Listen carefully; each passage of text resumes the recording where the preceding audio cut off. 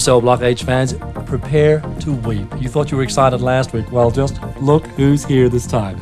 It's the freak, Maggie Kirkpatrick. Hi, Maggie. Hello, darling. How are you? Well, I bet you never thought you'd be at Raymond's Review Bar. No, I'm just keeping myself a little covered up, as befits a woman of my age. Now, you're in London to do some personal appearances, aren't you? This is true. And this explains the terribly this bland is how finish. you see me, away from the drab grey.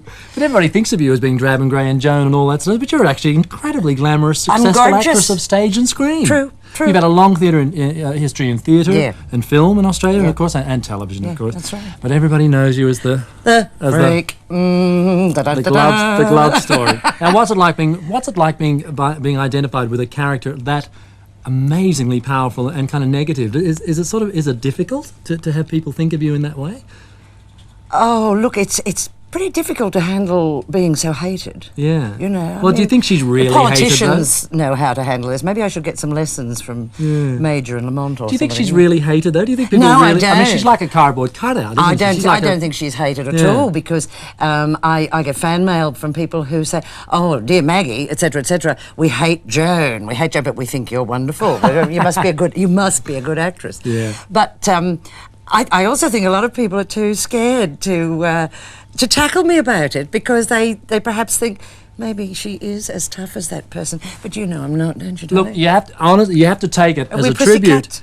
You have to take it as a tribute to your acting skill. Is what you have to do. You went into Richmond Hill then, and then you went on to Home and Away. Oh, just for a minute, playing the auntie from Hill. Yeah, the auntie from Hill. But Yeah. were you keen? Were you sort of mindful after the first thing you did after Prisoner Cell Block H? Were you mindful that you wanted to sort of show a different side? Do you know what happened? I was worried that I would be cast in that mould for a long time. Yeah. But literally within 2 weeks of Prisoner finishing, I was playing in an Alan Ayckbourn play, Well, Absurd there you Person Singular.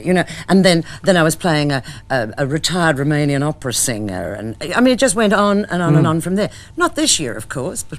Well, you've been here since July doing all these personal appearances in Yes. England. Now, we were talking before we started the interview. Everybody back home, let's face it, everybody's quite a little bit blah about Prisoner, aren't they? But here, I mean, it's a different story, isn't it? I mean, you're kind of met at the airport. Absolutely, absolutely. You should have said the blockies, as you call them, twice now on my arrival at Heathrow, trundling through after that long flight with all my luggage. There they are. I felt like Kylie.